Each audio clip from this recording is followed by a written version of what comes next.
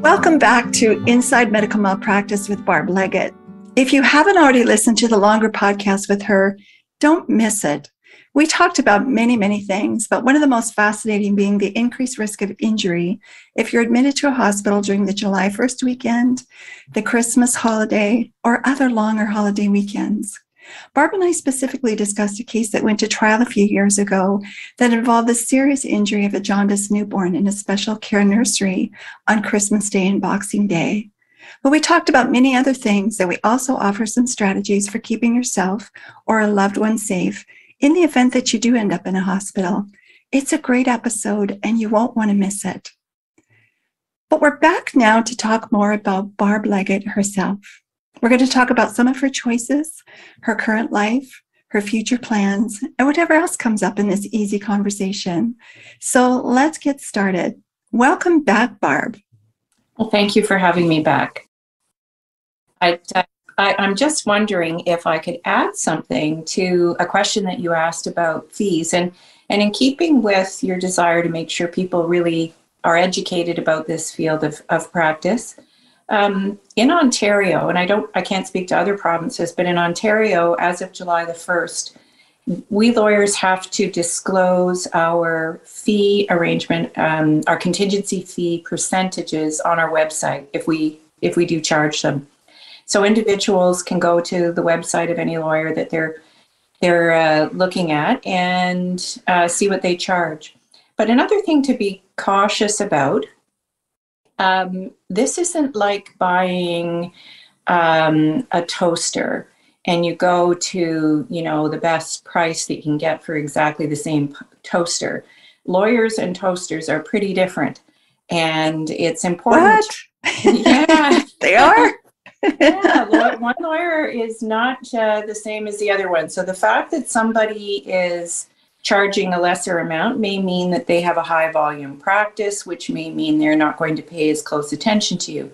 Not to say that high volume practices don't offer quality, but that might be something that you look at, ironically, that the lower price may mean that they're trying to build a business that they don't have. It may mean inexperience. It may mean just what we call a mill. And you might want to be cautious of that. It's not the basis upon which you should choose your lawyer.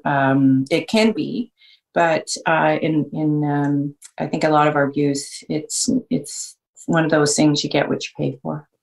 Mm. Well, I'm so glad you brought that up because certainly, in talking a lot to public and family and nurses and doctors, cost is prohibitive to even sometimes making the phone call. I don't think most people even understand, particularly in medical malpractice, that you could make a phone call for free and just get I think most lawyers, including you, probably offer some free assessment of the case and a free look at things. But because, when you look at the statistics of the number of injuries and serious injuries that happen in hospitals versus the number of cases that ever see the light of day as a malpractice case, it's very discordant. It's 100,000 to 1,000 or some version like that. And so I talk to a lot of people and I say, why didn't you just at least check this out? Why didn't you make that phone call? And then cost is very often the very first thing that comes up. There's other things, but cost is one of the biggest factors. So thank you so much for clearing that up. I think that's an important message to get out there. It is. And the other point about that you've made is that most of us will offer a free consultation. And if somebody's asking for money for a consultation for that very first phone call, you can hang up and move on because they're not experienced. I don't know of someone with experience who would charge for that first phone call. Well, there you go, folks. There's a good piece of advice right there. You heard it here. That's good. All right. Well, let's move on from that. But thank you so much for clarifying. I think it's great information for all of us to know. But now let's talk about you, Barb, a little bit more.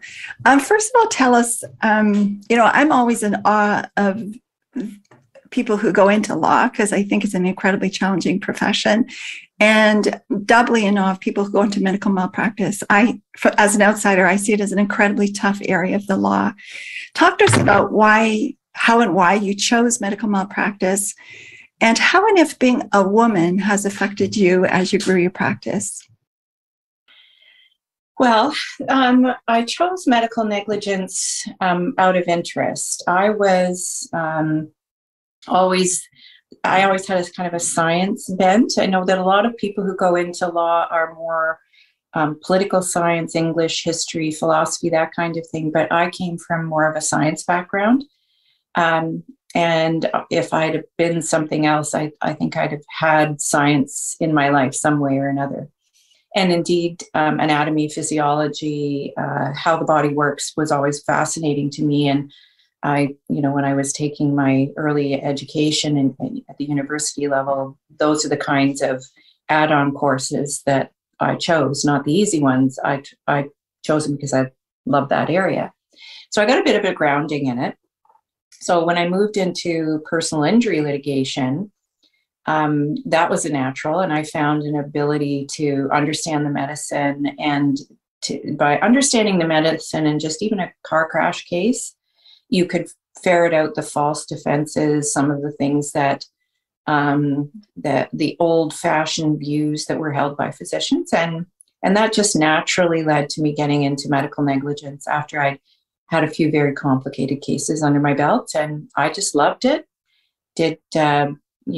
Bombed out a few times in the beginning. And just like I think I said in the last podcast, you're not a real doctor till you've been sued. Well, you're not a real lawyer until you've lost. So, and you be a very good one if you haven't lost, because you don't know what's coming at you. So that's how I got into it. But you asked about being a woman. All the way through my career, I've been not necessarily the first, but one of a pretty rarefied group. I tried to make my way without relying on being a woman. And I think ironically, it worked for me. I had an associate once tell me she was watching me conduct an exam for discovery in a spinal surgery case that went wrong.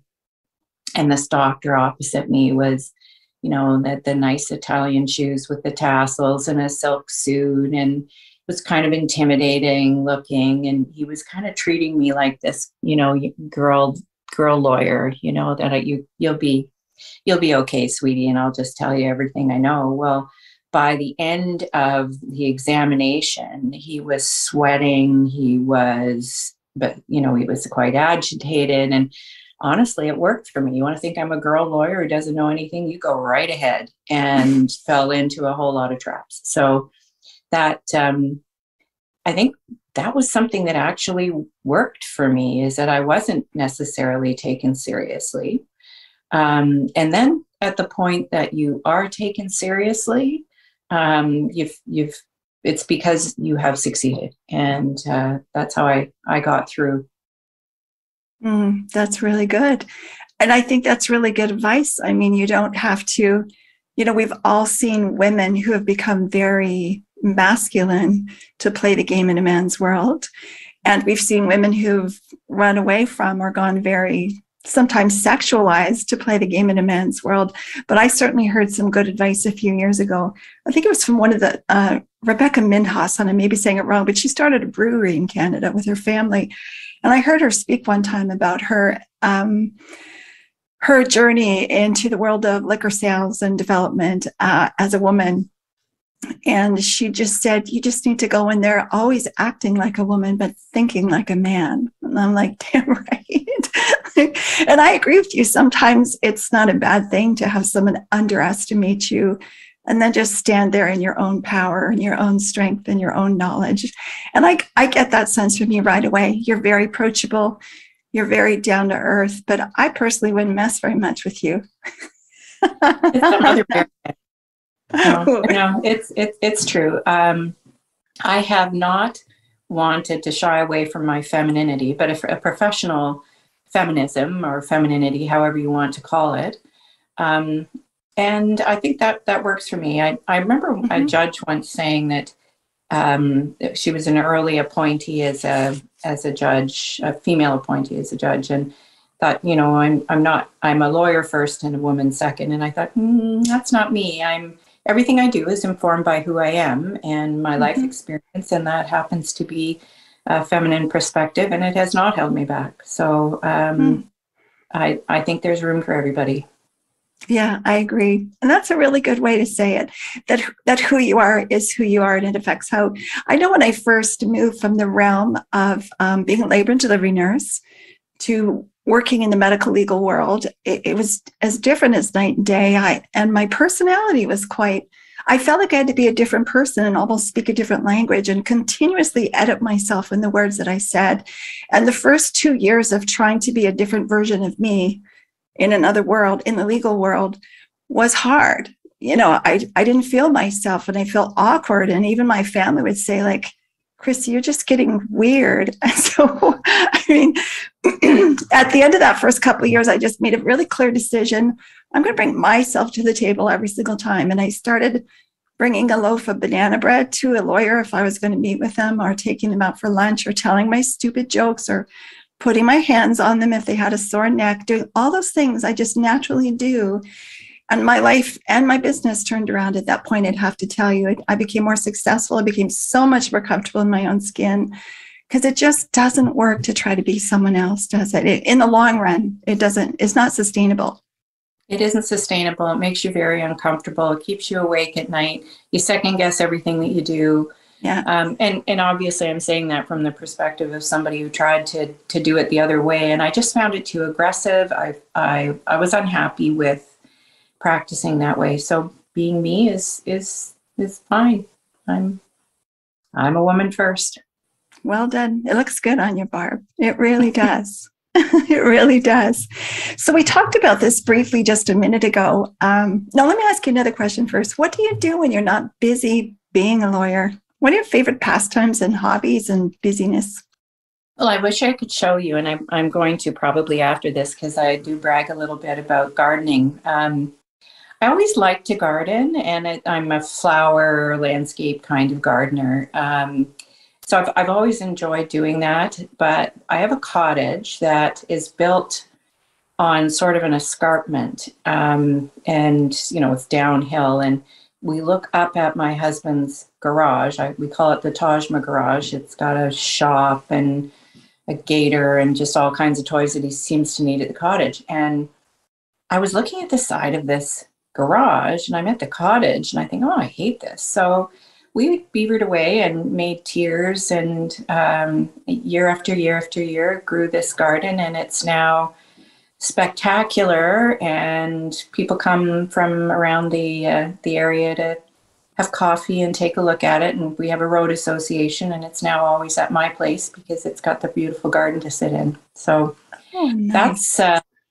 That occupies me a fair amount from April through to, well, I took my dahlia roots out maybe just a couple of weeks ago. So nice. And I have a worm farm to make nice. Yeah. worm killing compost. Yeah. That probably is, I know that you have another question. What do people not know about you? I'm going to guess that they don't know that I have a worm farm. Yeah. I 100% wouldn't have known that. Like, how big is your worm farm? Like, give us a little bit more about the worm farm. Well, I'm a novice worm farmer. It was one of my pandemic projects.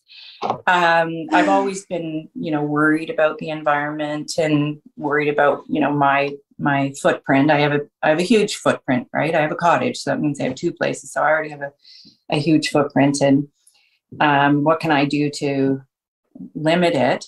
We live by a river here in London, and it has lots of animals. So composting is quite difficult.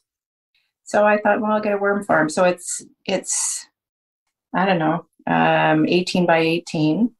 And you put them in a little bed, and you give them food, and you cut up the newspapers, and you coffee grinds, and you just don't put in lemons and banana peels and and meat substances, dairy, that kind of thing. But it's sort of like how you might run your composter.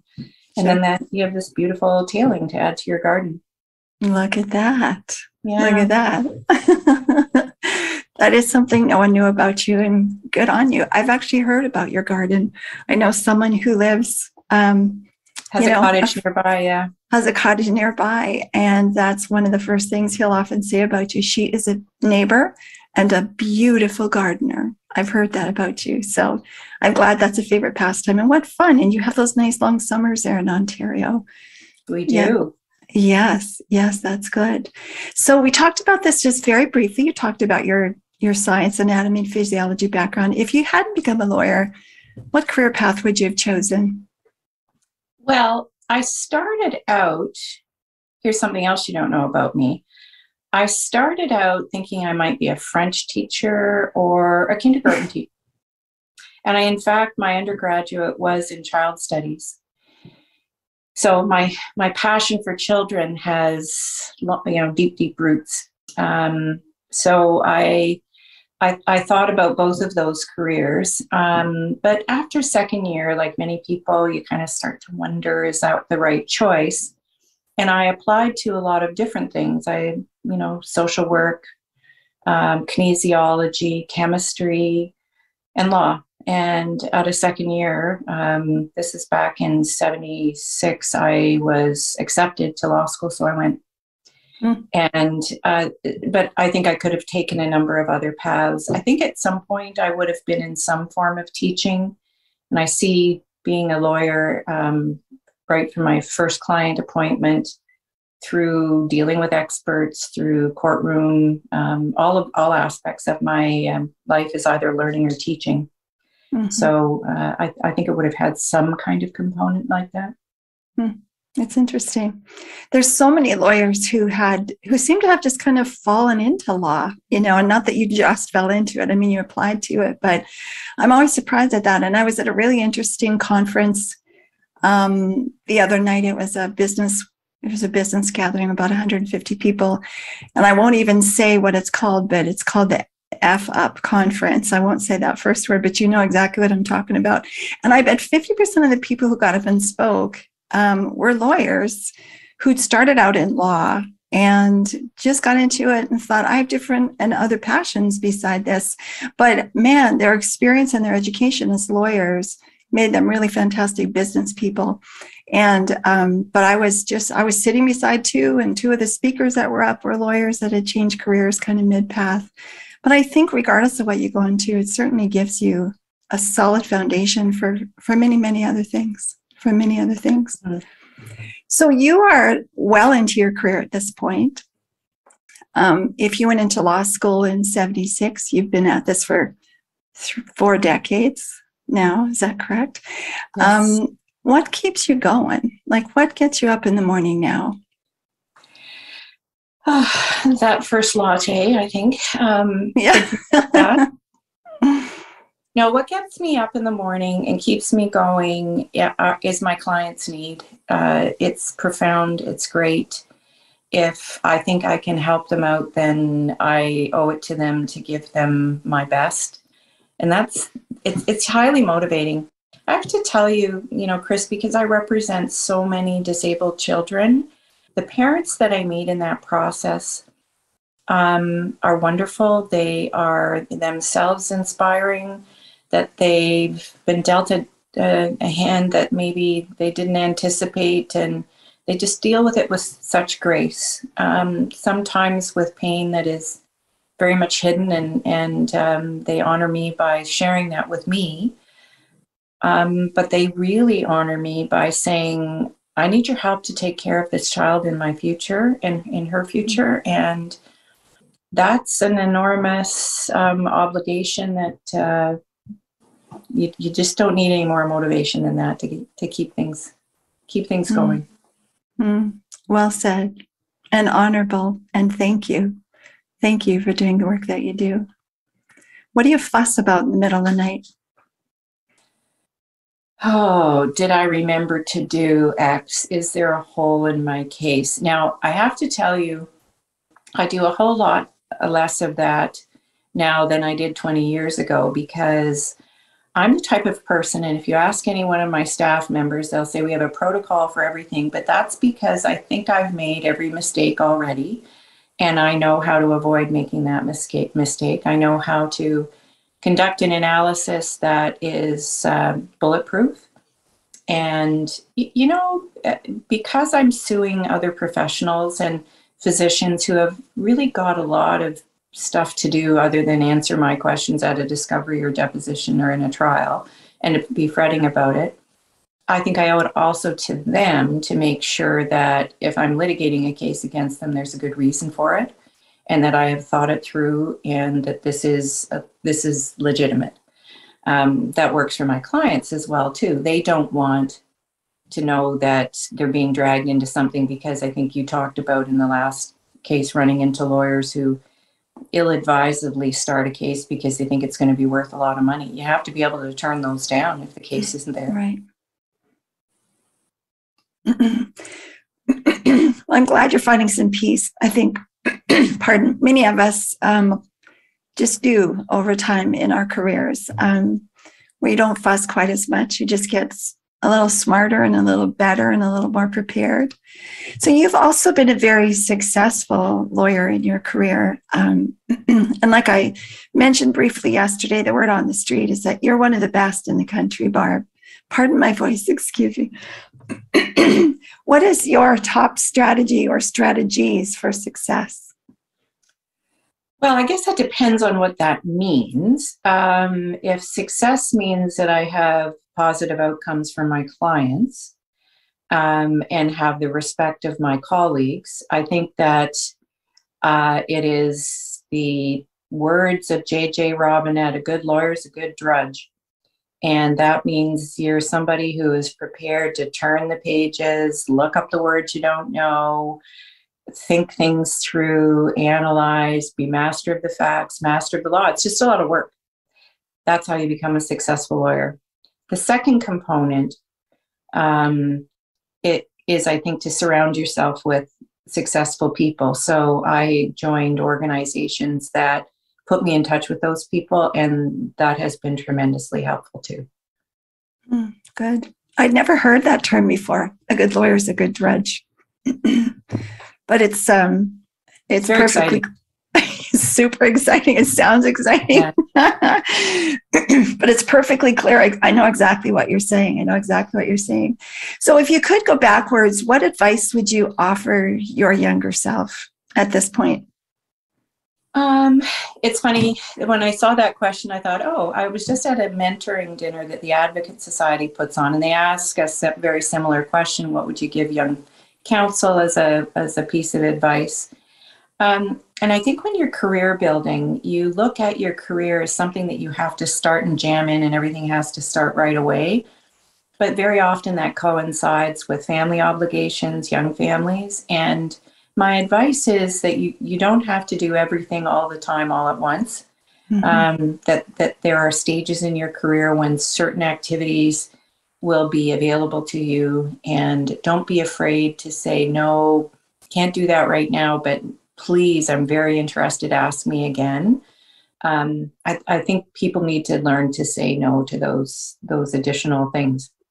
That said, I think all of that additional stuff I did was valuable. My mother had to remind me that young family, hard work, this too will pass. And it did. Just didn't seem like it was ever going to end when you were in the middle of it. But I think it's being a bit kinder to yourself and pacing things out, recognizing what stage of life you're in, and embracing that, and embracing your family. That is such good advice. I know that was my own mom's advice to me a few times. Chris, you can have it all, but you can't have it all at the same time. Because there are a few years in the 20s and 30s where you just feel like you're going to spin off the face of the earth. No kidding. Those are hard decades. Yeah. And it's so easy for me to recognize too. And I try to, when I see someone sort of in that, to just say to them, look, these are the busiest and most expensive times of your life. Just slow down and do what you have to do. Don't do everything you want to do. And it's like you just said, it's going to pass. Life gets easier. Life gets easier. Yeah. What's one thing that people most often get wrong about you?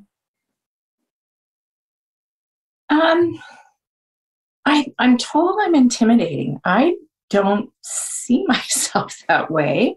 I don't think my family sees me that way, but I don't know. That's a really tough question for me because I've been likened to a barracuda, and as I said, I don't see myself that way. I quite like people, and maybe the intimidation comes from, when you worked hard and you know the case, then it's kind of hard to trip me up. So that's intimidating. That's okay, but I don't think that I am as an individual. I would agree with that, but I can see why people could say that about you. I mean, there's a very, like I said, openness, approachable, kind, friendly side to you, but there's just something about you. Like I said, I wouldn't mess with you too much. I mean, until I knew you better, I'd have to get to be your friend, or something would have to change it, because we don't know each other that well. We're just learning about each other. But from the outset, but I think it isn't, I don't know that it's intimidation, but it's, there's a confidence about you. There's obviously a solid knowledge about you. There's a comfort of you just sitting in your own self. And all those things you described about yourself earlier are very true, and they come across. So I hope, you're not scary, but you're strong. You're strong. That comes across. That word. I like that word. I like that word. I think some people are also quite surprised when they find that my happiest place is, in April, in my yellow boots and my gardening gloves and my bug outfit. Yeah. That's the other thing we have in Ontario, is a lot of bugs. Yeah. So So my muddy place is my happy place. Oh, well, that's good to know. And your worm farm, of course. And my worm farm. Is there anything else you want to share with us that people don't know about you besides the fact that you're a worm farmer? Any other surprising gifts or talents? Well, one of the other things that I really enjoy doing is long distance swimming. My introduction to physiology was actually being a lifeguard and swimming instructor, and you had to learn all of the inner workings of the circulatory system and whatnot. So I started that particular career when I was 13 years old, and by the time I hit university, didn't enjoy swimming very much, but it's come back to me in my adult life. And so I swim 3 times a week or so for an hour, and just really, really, really enjoy that. And then at the lake, nothing better than swimming in one of those crystalline lakes in Ontario for hours. It's nice. A joy. A joy. And what a good way to stay healthy too. It's one of the more perfect exercises, isn't it? It's great. That's great. Yeah. Well, I learned I had back problems when I got grandchildren, and getting back into swimming was an important thing to do. Yeah. Oh, your back looks a little fussy there just when you change positions. I could see. Yeah. Darn it. Yeah, I know. Who's someone who's had an important influence on your life, real or otherwise? Tell us about that. Well, certainly my mom. My mother worked for a family doctor, actually, and she picked up a lot of things by osmosis. She had a grade 12 education. She was not a nurse, but could have been, and worked very, very hard and took nothing for granted, and didn't take anything that anyone said to her for granted. And I think that's allowed, that had a great influence on me when it came to conducting analyses and formulating my cross-examination strategies and that kind of thing, that looking a little bit critically at what people might be saying to you, and not being prepared to dig into that. So she certainly was a big influence. And then another person I would have to say is, I have a girlfriend who I met who let's see, I've known her for 37 years, and she's also a lawyer, but in the Crown's area. She's retired from the Crown's office. But we had our babies sort of in concert, got married at the same time, have been through thick and thin. And you always need that person in your life who has a good sense of humor. So when you're starting to feel sorry for yourself, call up Laura and she'll have you laughing, and you won't take yourself so seriously anymore. And just get on with it. She's British. Get the stiff upper lip and go ahead. Just, you know. That's good. I'm glad you have that friend. I have 4 sisters who are very much like that. And I get 3 to 5 seconds wine time, and then that's the end of it. Like, come get over here and sit down. Get over and sit down. Let's cook or play cards or go out or shop or something like that. Enough, enough. Good. I'm glad you have that person in your life. I'm really glad. Yeah. So you've seen some pretty significant changes in your business in the last few months. I don't know all the details, but I've got a couple of notice about what's going on and a change of contact information and stuff. Tell us a bit about what's happened and where you plan to be 5 years from now. Well, still doing what I'm doing. I feel like I'm still in my 40s. So long as that continues, so will I. Our lease came up in August, and I was at the point where I thought, I'm going to embrace the pandemic. I am going to embrace the new normal and go a smaller footprint and have sort of offices that people can go in and out of, and, mainly work from home, let my staff have flex hours, we're experimenting with a 4-day work week, seeing how that goes. So it was all those things that I wanted to do at this point in my career, and have that autonomy to just do it. And my partners had a different vision. So that just led to a division that, when your views and your directions change, the band has to break up and they go their separate ways. So I'm the solo artist now, although I do have 3 excellent lawyers working with me, and my staff came with me, some of them have been with me for over 20 years. So I'm really, really enjoying this. Good. Now, what's the 5-year vision look like? Well, I don't know. I think that I'm in very much a training phase right now with the lawyers who work with me. They are, I am not as smart as, I could not do the things that they're doing at this stage of their career that when I was there. Honestly, they blow my doors off all the time. And so I'm in the process of training them, hopefully to get them some good trial experience. With the pandemic, that's proving to be quite difficult in my jurisdiction. This is now the fall of 2021, and we have no civil trials going on. So getting trial experience means you've got to go to a different jurisdiction, I guess. But that's okay, because a lot of trials are now virtual. Yeah. So when you say no civil trials, like even virtually, there's no civil trials? No, the judges are all tied up doing either the backlog of criminal trials, because no jury trials were done for so long, and the murderers and rapists unfortunately continue their work and need to be dealt with, and those are jury trials in the main.